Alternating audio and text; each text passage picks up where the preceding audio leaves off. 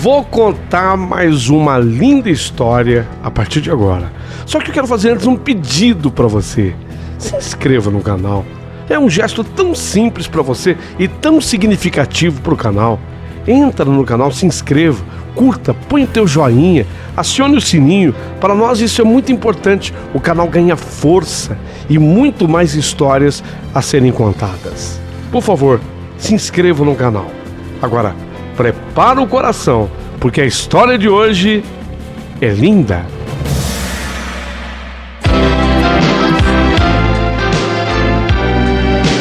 Rádio Emoção. Paulinho, boa pessoa. A verdade de cada um.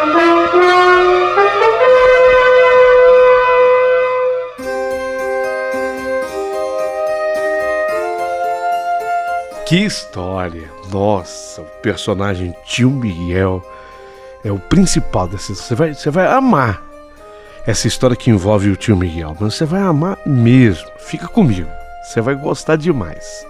Mas deixa eu pedir para você. Olha, me ajuda a fazer expandir esse canal. Manda uma contribuição para o canal, da forma como você puder. Eu não posso pedir de um outro jeito que não seja através do YouTube. O YouTube criou, não foi para mim, foi para todo mundo, para todos os produtores de conteúdo. Criou um valeu demais. Esse valeu é justamente para que as pessoas que amam aquele canal e que queiram ver o canal crescer, melhorar, progredir, que essas pessoas possam ajudar. Entendeu? Foi o YouTube que criou isso e eu achei uma bela ideia. É um ícone, que é um coração, e dentro do coração há um cifrão. Significa doar com o coração, com amor. É por amor. Mas onde eu encontro, Paulinho, esse ícone? Eu quero ajudar o teu canal. Eu entendi, eu quero ajudar. Sabe onde você dá o teu joinha para a história? O que, aliás, ajuda demais o canal. Quando você dá o teu joinha, você já ajuda muito. Então você corre a vista para o lado direito ou arrasta a tela para o esquerdo, lado esquerdo, e você encontrará o cifrão dentro. O cifrão está dentro de um coração. Então você vai encontrar o coração, dentro dele o cifrão, clicou em cima, pronto. Aí você pode ajudar o nosso canal. Pode mandar, se quiser, um super chat, um super stickers. Isso é de qualquer parte do mundo, né? Você pode ajudar de qualquer parte do mundo. E depois você vai se tornar membro também do canal, que nós vamos ter uma sessão exclusiva para membros, ok? Bom, vamos à história. Tio Miguel, Tio Miguel, chegou teu dia. Vou contar a tua história. É agora, começou.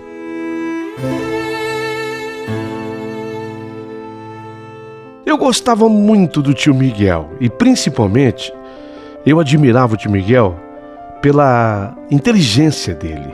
Nossa, como ele era uma pessoa capaz, a inteligência rápida, produtiva.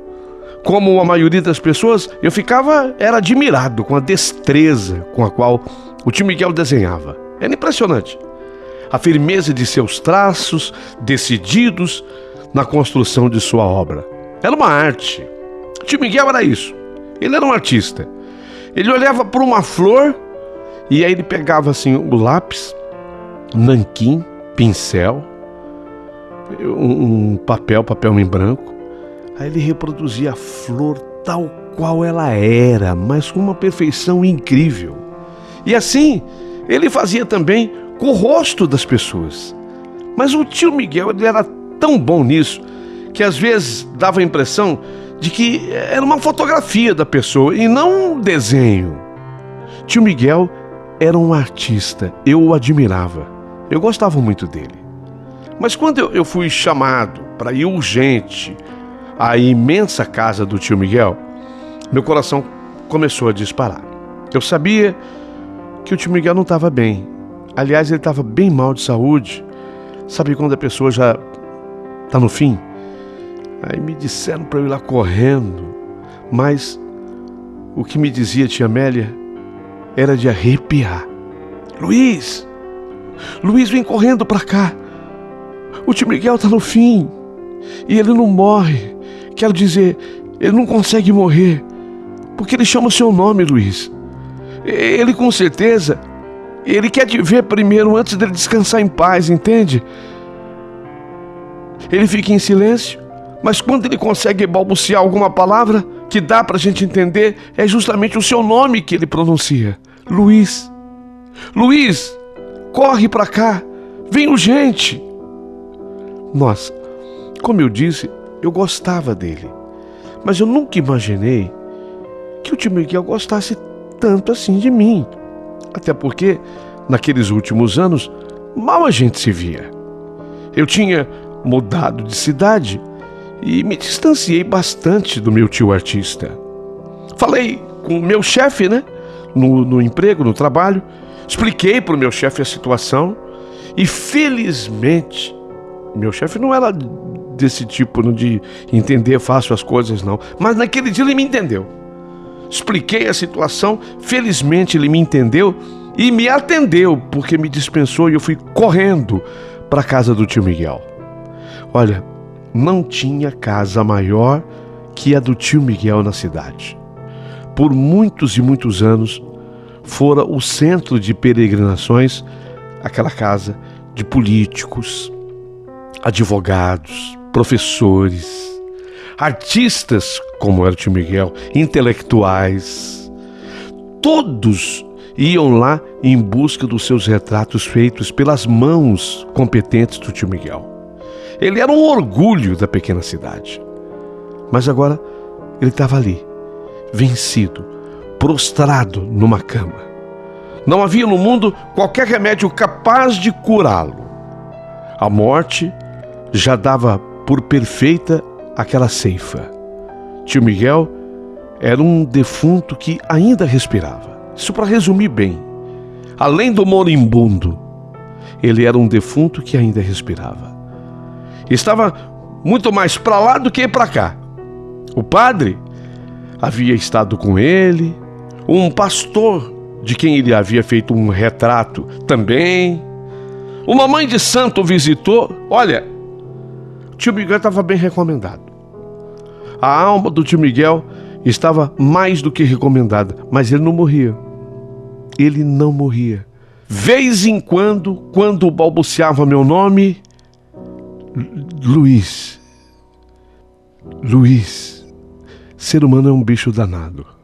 Até nessa hora sente orgulho, né?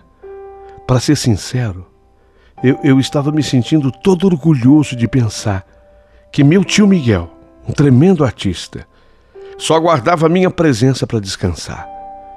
Tanto que quando eu cheguei à casa, nossa, parecia que havia chegado a pessoa mais importante do mundo. Todos olharam para mim. Eu ouvia burburinhos. Chegou, é ele, o Luiz. O Luiz é ele, o sobrinho, é ele. Chegou, sabe? Eu ouvi aquele burburinho. Chegou, é ele. Me senti importante. Minhas tias correram ao meu encontro e eu me sentia o centro das atenções. Afinal, eu é que decidia sobre viver ou morrer. Já pensou? Que poder é esse? Eu me sentia a própria morte. Desculpe eu ri aqui, mas tem uma hora que ficou engraçada a coisa. Porque me deram tanta importância que eu me sentia a própria morte com aquela foicinha assim, recostada sobre o ombro. Eu era ela. Cheguei. Impressionante. Bom, mas risadas à parte. Vamos voltar para a coisa séria da história. Eu havia chegado. Nunca pensei em me sentir a última bolacha do pacote, sendo a própria morte. Mas era exatamente assim que eu me sentia. Mas, enquanto eu era bajulado e olhado com admiração, já a caminho do quarto do tio Miguel, eu lembrei rapidamente do passado. Sempre fui o sobrinho favorito dele. O que via em primeira mão, algumas das pessoas, eu via na primeira mão, falando em primeira mão, eu via as obras do tio Miguel. Algumas pessoas só iam ver muito depois. E ele, o tio Miguel, me perguntava: O que você achou, Luizinho? Ele pedia minha opinião. O que você achou, Luizinho? E eu era metido a crítico. Elogiava. Mas de vez em quando eu fazia uma observação tipo: ô tio, esse detalhe aqui, ó, esse aqui não tá bem perfeito. Na minha opinião, né, tio? Já que o senhor tá pedindo a minha opinião, quem sou eu? Mas o senhor é capaz de fazer isso aqui melhor. Eu era metido. Nessa hora, o tio Miguel, ele ria. Ele gostava da minha ousadia. Mas aí ele olhava e dizia: eu vou melhorar, Luizinho. Eu vou melhorar. E eu me sentia todo orgulhoso. Meu tio artista me ouvia, me escutava. Será que era por isso que ele estava me chamando? Ele chamava o meu nome antes de morrer. Seria essa a razão? Queria ouvir a minha opinião? Se ele devia ou não partir? Meu tio Miguel, ele tinha uma casa, já disse, imensa. Ganhou dinheiro com os retratos de pessoas e da vida. Mas ele nunca se casou. O tio Miguel nunca se casou. A casa era muito grande. Lá na casa, ele morou muitos anos com a mãe dele, a dona Odete. Mas quando essa tia Odete, né? Quando ela faleceu, eu acho que ele, para não ficar sozinho, ele começou a chamar as irmãs para irem morar com ele. Mesmo as irmãs casadas. A tia Amélia, por exemplo, veio com a família. A tia Áurea veio para casa com a família. E até a minha mãe, a Augusta, também acabou morando lá na casa com a família. Foi nesse período até que eu me aproximei bastante dele e dava meus pitacos, meus palpites em sua belíssima obra. Teve um período que eu até ajudei a criar personagens contando as minhas travessuras de menino. Eu pegava borboletas para servirem de modelo. Nossa, ele pintava, eu digo, ele desenhava com uma perfeição. Ele fazia, eu pegava aquelas borboletas, eu caçava as borboletas, as diferentes. E aí ele pegava, ele fazia com a ponta da nanquim, ou às vezes com a ponta do grafite, ele fazia aqueles detalhes das asas da borboleta, era uma perfeição. Se olhava para a borboleta caçada, morta, e olhava para a folha de papel onde ele tinha feito a borboleta, você se confundia de tão perfeito que era o trabalho dele.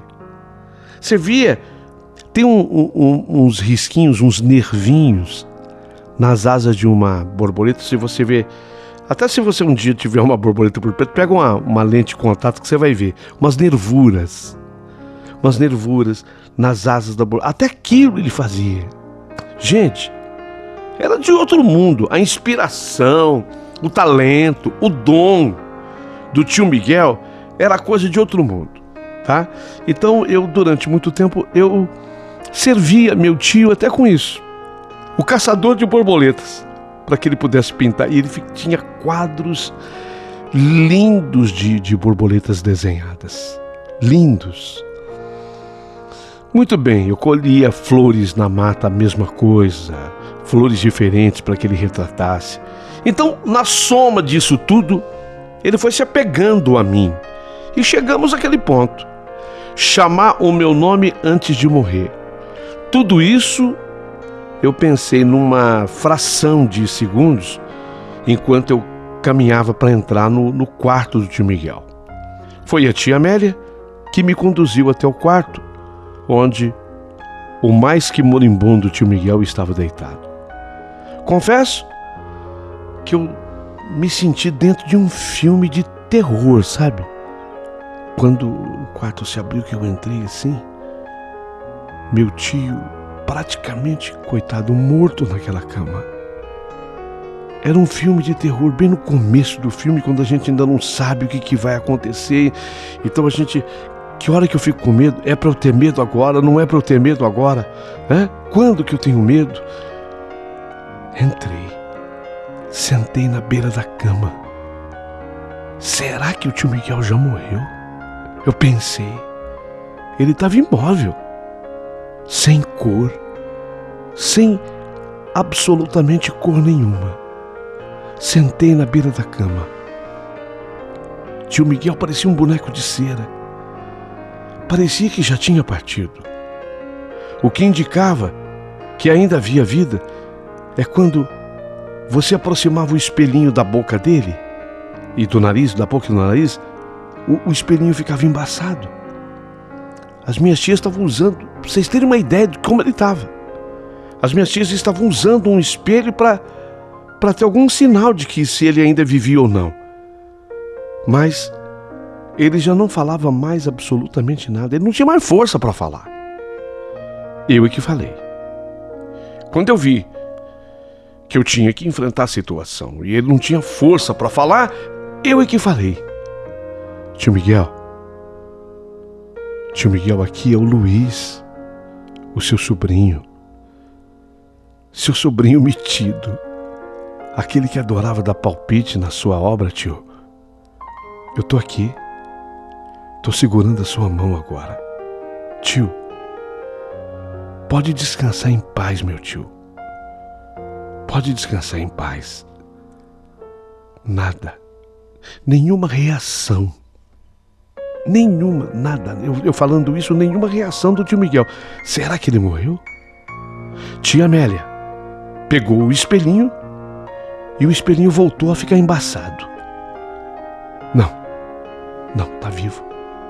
Fez a tia Amélia mostrando pra mim o embaçamento do espelho. Tá vivo. Tá vivo, quer dizer, ele tá quase vivo. Sei lá, ou tá quase morto. Eu queria me levantar dali e sair do quarto, daquele ambiente, mas minha tia não deixou. E me falou: espera aí, Luizinho. Eu vou preparar o emplastro. O quê? O emplastro.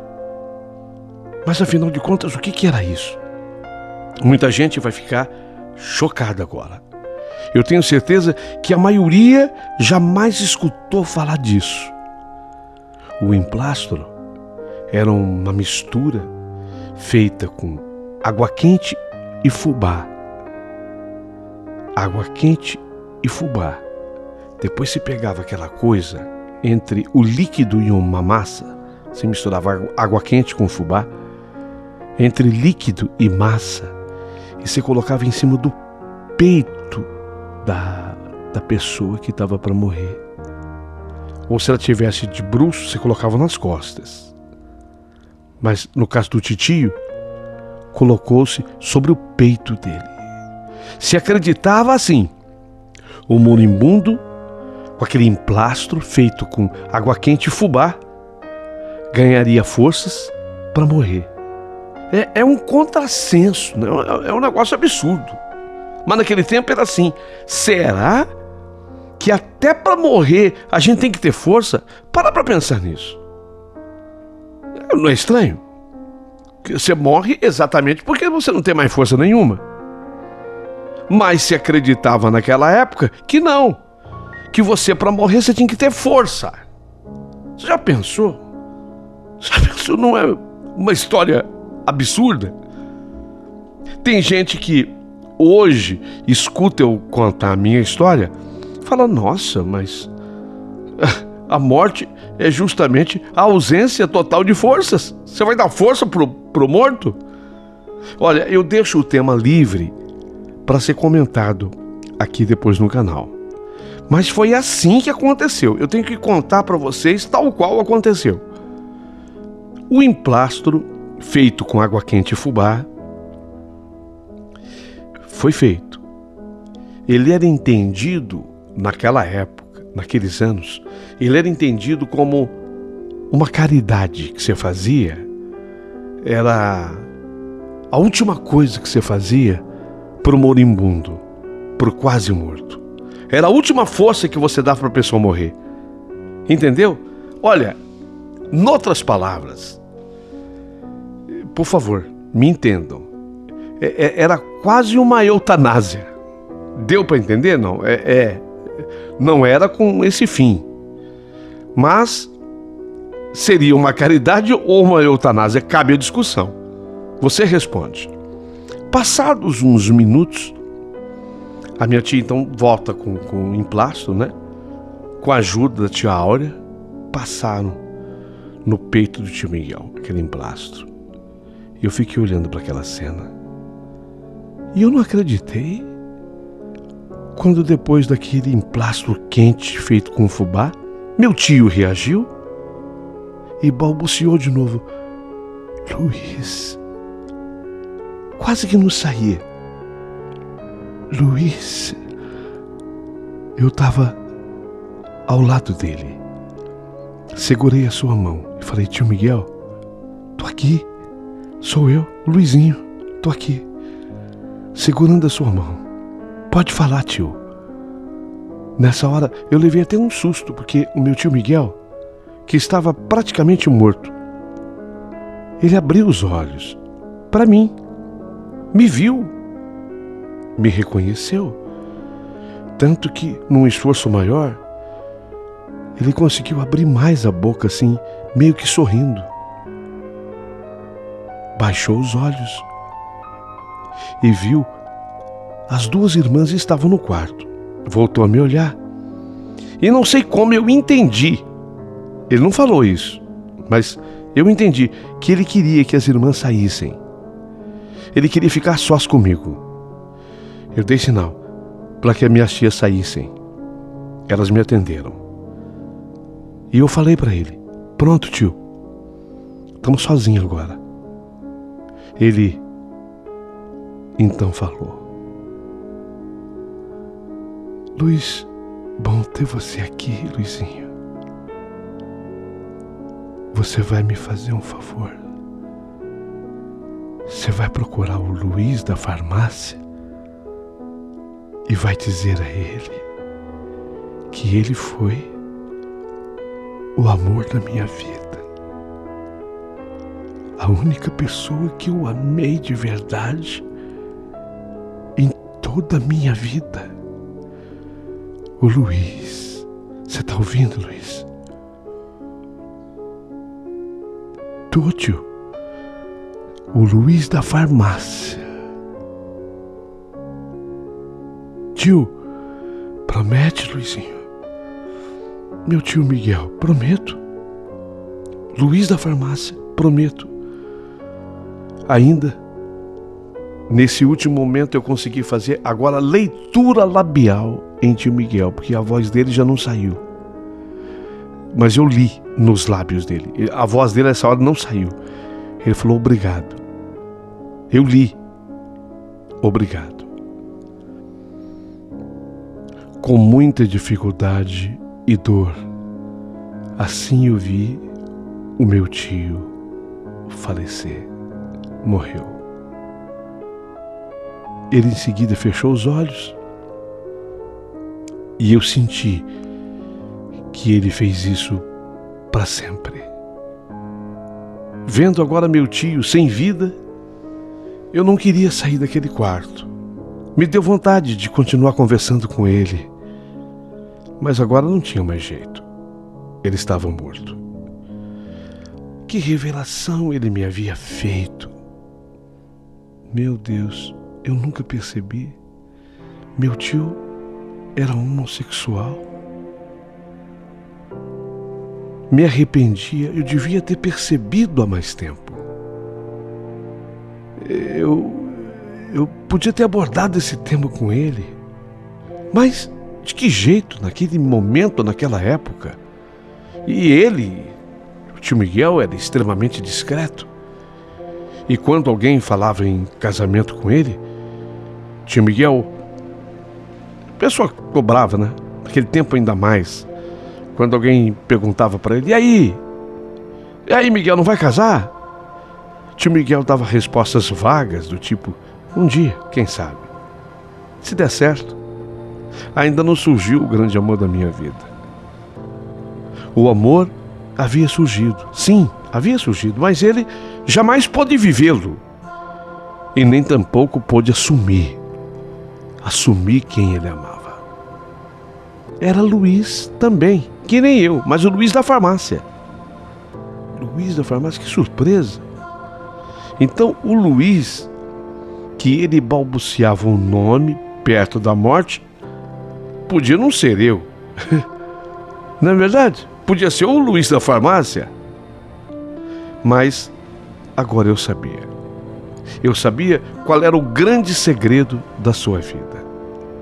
Ele havia me revelado. Mas enquanto eu olhava para o corpo inerte agora do meu tio, eu prometi em pensamento: tio, em pensamento eu falava isso: tio, eu não vou contar isso para ninguém. Isso vai ficar comigo para sempre. Apenas irei cumprir o prometido. Vou falar com o Luiz da farmácia. Falarei para ele sobre o seu grande amor e para mais ninguém. E eu sentia que eu devia fazer isso antes do meu tio ser sepultado. Não que ele me pediu isso. Não me pediu. Mas era o que eu sentia. Mas afinal, quem era o Luiz da farmácia? O Luiz da farmácia, ele era quase um médico daquela pequena cidade. Ele era procurado por todos ali diante de qualquer dorzinha de barriga, unha encravada, bicho de pé zangado, gripe, febre sem explicação, febre com explicação. O Luiz acudia todo mundo. Por falta de um médico, ele era o médico da cidade. Entre aspas, não era? Ele nunca se passou por médico, entendam. Ele nunca se passou por médico, mas ele era, para a comunidade, uma espécie de médico. Ele era casado, mas ele não tinha filhos. Será que Luiz da farmácia desconfiava alguma coisa do meu tio Miguel? Será que ele sabia desse amor do tio Miguel? Não importava. Eu teria que enfrentá-lo. Eu prometi para meu tio Miguel. Falaria com ele sobre o amor do tio Miguel. Já ensaiava um jeito de falar tudo isso. Foi nessa hora que eu escutei batidas na porta do quarto.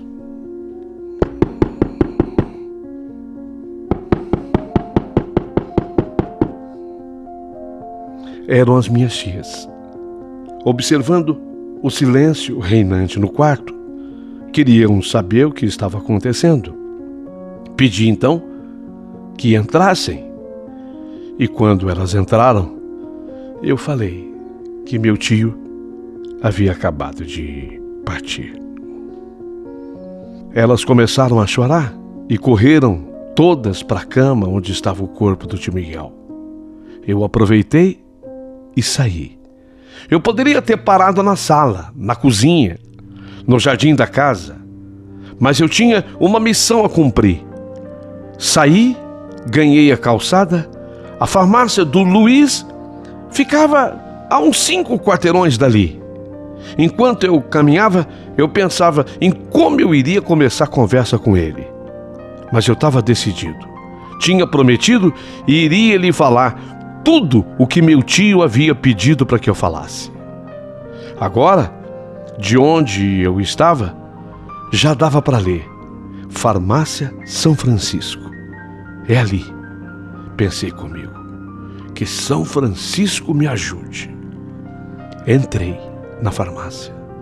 No balcão estava a dona Mercedes, a mulher do Luiz. Gentil, ela veio me atender. Eu perguntei: dona Mercedes, eu queria falar com o seu Luiz. Ela me informou que ele estava em atendimento. Ouvi uma criança chorar. Injeção, né? A dona Mercedes confirmou. Dá até dó dos pequenininhos. Dessa hora eles choram, né? Com certeza, era ele aplicando a mais uma injeção. Quantas eu já tinha tomado com ele. Meu tio era quem me levava lá. Agora, tudo fazia sentido. Meu tio adorava ficar conversando com ele, mas ele também parecia amar as conversas com meu tio. Mas a conversa que eu teria com ele seria tão séria. Finalmente, seu Luiz da farmácia, meu xará. Luiz, que nem eu, ele sai da sua saleta. A mãe, com a criança Tadinha, não vou nem falar criança chorona, porque qual é a criança que não chora diante de uma injeção? Ah, outra coisa que ele fazia, e era horrorosa, pincelar a garganta.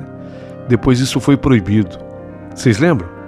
Que o farmacêutico, quando a gente estava com a garganta inflamada, a garganta estava inflamada, ele pincelava a garganta com uma coisa chamada azul de metilênio. Nossa, aquilo era terrível. A gente fazia ânsia, chegava às vezes até a vomitar mesmo. O atendimento era assim naquele tempo, naquela época. Eu estou falando coisas aqui que eu acho que muita gente nunca ouviu falar, mas também tenho certeza que tem alguém com o rádio ligado, com o YouTube ligado, que está acompanhando essa história, que está dizendo, não, eu já ouvi falar. Azul de metilênio, pincelar a garganta, já ouvi falar. Então, o seu Luiz da farmácia, a saleta dele era um consultório, entendeu?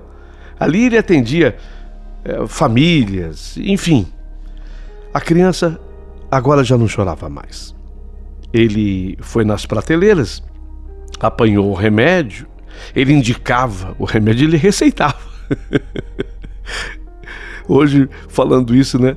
O Conselho de Medicina fala, nossa, mas isso não pode. Mas naquele tempo era assim, gente. Ele era o médico. Ele receitava, indicava o remédio. Farmacêutico. Indicava o remédio, fazia tudo. E dava certo. Bom, vamos deixar essa discussão de lado. Finalmente, seu Luiz olha para mim e me reconhece. Luizinho, você aqui? Há quanto tempo? Fazia tempo que eu não te via. Mas notou o meu semblante triste e logo ele emendou.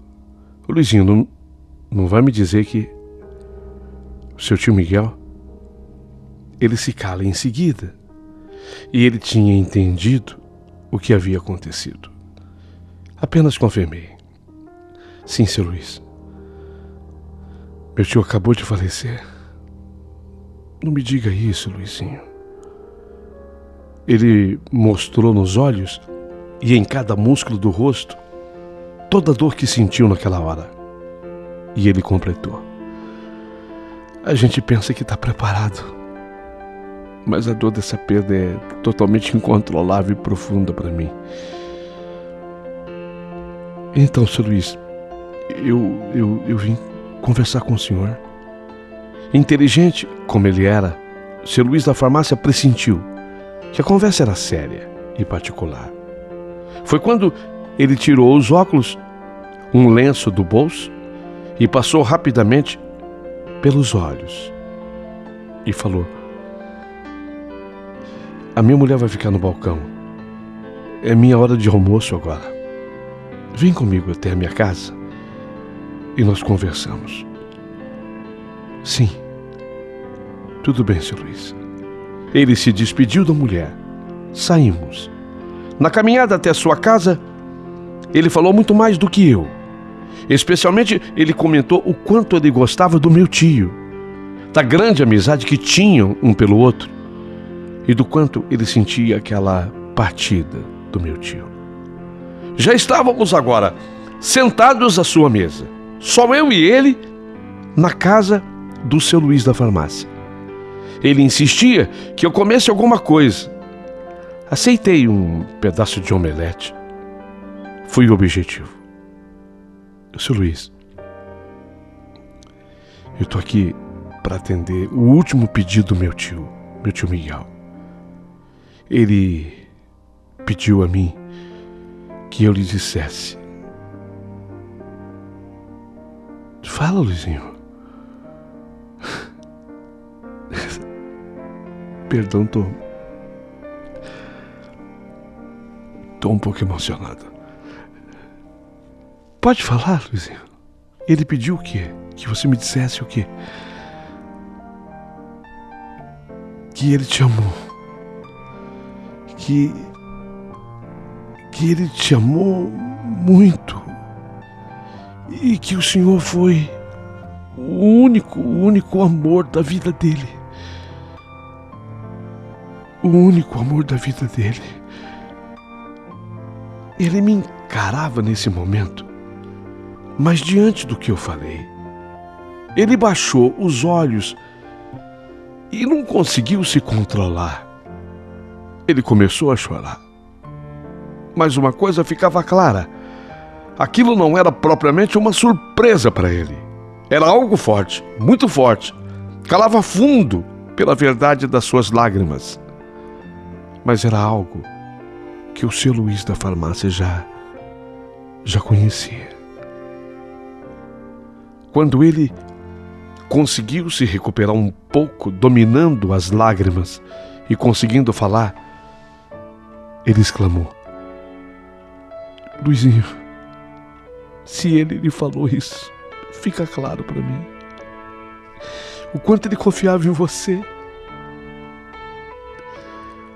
E eu sou levado agora a confiar também em você, Luizinho. Pode confiar, seu Luiz. Tudo que o senhor me falar ficará entre nós. Luizinho, eu conheci o Miguel quando eu me mudei para cá. Eu tinha 16 anos.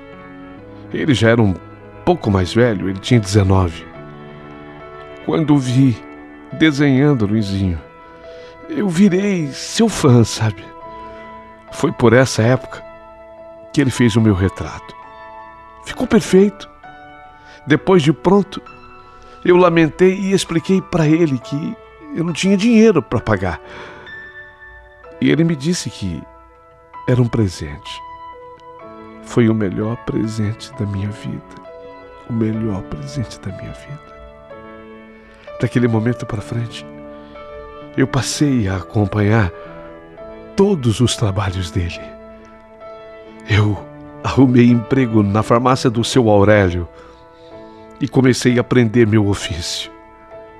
Mas jamais nos afastamos. Eu tinha 19 anos agora, quando eu escrevi uma carta para ele. E nela eu falava sobre a minha admiração por ele. E aquela foi a primeira declaração de amor. Não, eu não fui direto. Luizinho, eu não fui direto. Mas tudo estava explicitado nas entrelinhas da minha carta, sabe? A resposta dessa carta veio através de uma conversa que o Miguel teve comigo. Ele foi tão cuidadoso. Falava da felicidade que a carta lhe havia propiciado, mas que teríamos que ter o máximo de cuidado, pois nunca seríamos compreendidos pela sociedade. Nunca. Seu tio Miguel era um homem sensível, extremamente sensível, inteligente. E ele estava coberto de razão. O preconceito ainda existe, mas naquele momento era fortíssimo, muito grande. Se matava por isso. E foi assim que a partir daquele dia passamos a nos admirar mais e mais. Não pudemos controlar o surgimento de um sentimento forte que nos unia. O sentimento era o amor. Ele existia. Era denso, forte, mas teria que ser sufocado. Temíamos o que pudesse acontecer. Não era só opinião alheia. Te disse e repito, se matava por isso naquela época. Um dia, o Miguel, ele ganhou uma viagem ao Rio de Janeiro. Ele iria participar de uma exposição. Ele tinha direito de levar consigo um acompanhante para o Rio. E para minha felicidade, ele escolheu a mim, Luizinho. Ele escolheu a mim, alegando que eu era o melhor ajudante que ele já possuíra. Ficamos hospedados no famoso Copacabana Palace. Nossa, era um presente do governador do Rio à época. E lá, distante dos olhos de quem nos conhecia, ganhamos a liberdade que nós queríamos ter, e pudemos dar vazão aos nossos sentimentos, à nossa paixão.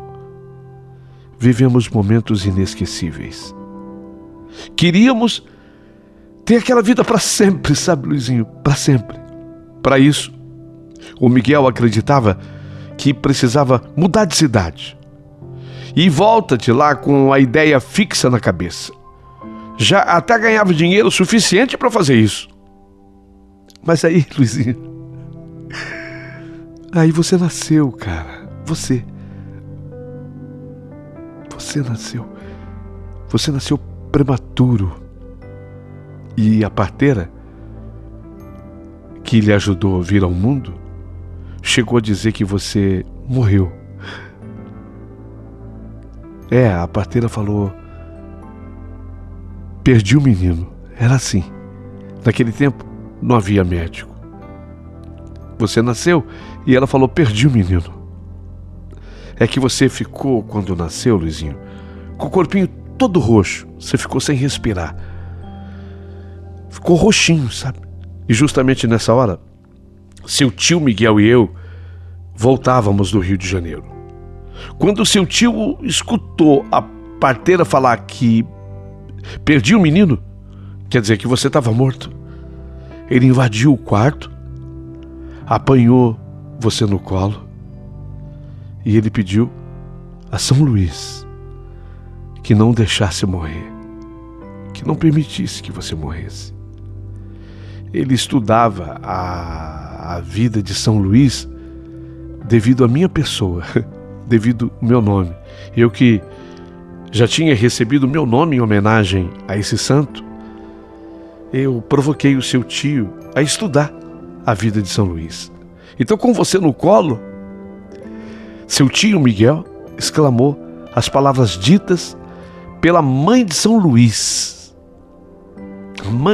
A mãe de São Luís, ela disse exatamente essas palavras. A mãe de São Luís era a rainha Mãe Branca de Castela. Depois de ter batizado o filho, ela disse as seguintes palavras à mãe de São Luís: filhinho, agora és templo do Espírito Santo. Conserva sempre teu coração puro e jamais o manches com o pecado. E ele repetia essas palavras, porque estava estudando a vida de São Luís. E Miguel prometeu que se você sobrevivesse, ele também procuraria não pecar mais. Devido todo o preconceito, ele acabou sendo induzido ao erro. Ele entendia que tudo que tínhamos vivido no Rio de Janeiro tinha sido um grande pecado. Dá para entender? Puxa, estou entendendo sim, seu Luís. Pois é. O preconceito era tão forte, tão grande, tão arraigado, que ele entendia que todo aquele amor que nós vivemos no Rio de Janeiro não era amor, era pecado. Em seguida, Luizinho, você começou a respirar. A roxidão do teu corpinho foi embora. Você sobreviveu. Está aqui. E ele atribuiu tudo isso a um grande milagre de São Luís. E registrou você com esse nome. E ele próprio se tornou seu padrinho. Como a tia sua, a tia Amélia, se tornaram seus padrinhos. Isso mesmo, seu Luís, foi assim.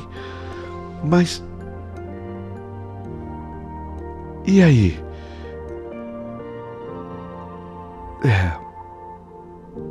Aí foi a partir desse dia que nunca mais o Miguel se relacionou comigo da mesma forma. Entende? Éramos os melhores amigos, mas jamais dávamos vazão ao amor que nos unia. Foi o seu tio quem me apresentou a Mercedes e me aconselhou: se case com ela. Dizia que a Mercedes era a mulher ideal para mim e que em breve ele também iria se casar, o que nunca aconteceu. Nunca. E assim, o tempo foi passando. E acho que jamais alguém nessa cidade um dia desconfiou de qualquer coisa. De algo que possa ter havido entre mim e o Miguel. Entende a história? Nossa, entendo. Eu tô aqui chorando por tudo que vocês não puderam viver. Coitado do tio Miguel. Então ele achava que aquilo era pecado. O peso do preconceito tão forte. Ele achava que tudo que tinha acontecido com você seria até um castigo para ele, coitado. Ele não tinha culpa. Era o modo de como éramos criados. E foi assim, a vida, até que ele ficou doente. Eu fui o primeiro a saber e sabia o quanto era grave, sabe? Fui eu quem indicou o médico para o tratamento dele. Eu achava que teríamos um tempo ainda para conversarmos. No entanto, além da doença, o AVC, né? O AVC surpreendeu e agravou tudo mais ainda. Até que chegamos a esse ponto, Luizinho. Nossa, seu Luiz. De certa forma, eu me sinto assim, também um pouco culpado agora pela frustrada paixão de vocês dois. Não se sinta assim, Luizinho. Se tem algum culpado nessa história, somos nós mesmos. Eu e ele, eu e o Miguel, que não tivemos coragem o bastante. Força necessária para passar por cima do preconceito que sempre existiu, mas naquele tempo era pior. Naquele tempo era muito pior. Faltou coragem para mim e para ele. Me aproximo muito mais da honestidade quando eu admito que nós fomos os vilões e vítimas da nossa história de amor. Me entende, Luizinho? Entendo sim, seu Luiz. Obrigado por ter vindo me comunicar. E você não pode imaginar o quanto você me fez feliz. Quando ele falou para você, foi a última coisa, que o Senhor foi o grande amor da vida dele, a única pessoa que ele amou de verdade. Me dá um abraço, Luizinho. Seu Luiz. Agora, se o senhor me permite, eu vou para lá, que estão todos precisando de mim naquela casa.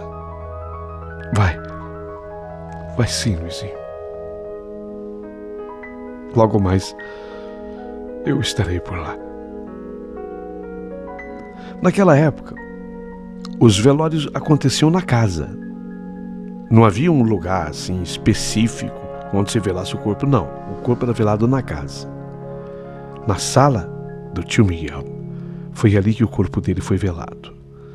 E foi ali que eu acabei me encontrando depois com o seu Luiz da farmácia. Todos viam as lágrimas derramadas pelo seu Luiz da farmácia, mas ninguém podia saber nem imaginar que, na verdade, aquelas lágrimas eram muito sentidas. Ninguém sabia o que se passava dentro do coração do seu Luiz.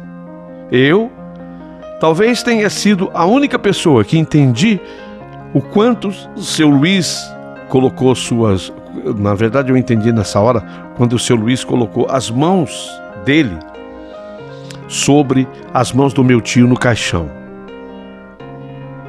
Foi na sala do titio morto no caixão. O seu Luiz colocou as mãos deles em cima das mãos do meu tio. E ele falou: vai em paz, Miguel. Vai com Deus. Um dia nos encontraremos nos jardins do além para fazer valer o que o próprio Deus plantou nos nossos corações, Miguel. Pois que todo o amor provém de Deus. Todo. Entende, Miguel? Todo o amor provém de Deus. Até um dia, Miguel. Até um dia. Isso tudo se deu faz 55 anos. Espero que esse encontro entre meu tio Miguel e o seu Luiz já tenha ocorrido. Uma vez que eu estive no enterro também do seu Luiz da farmácia, há muito tempo. Eu já penso também em um dia encontrá-los. Afinal de contas, tenho agora 79 anos, mas eu fiz questão de contar-lhe essa história, nos detalhes, para que você possa avaliar a evolução do mundo em 55 anos. De quanta coisa mudou desde essa história. O que você acha? O mundo evoluiu? Pergunta, evoluiu ou não? Ou tudo continua igual? O que você acha? Quero o teu comentário a partir de agora. Manda o seu comentário para cá. Não esqueça, se inscreva no canal. E aproveita e manda um valeu pro Paulinho Boa Pessoa, que ele bem o merece.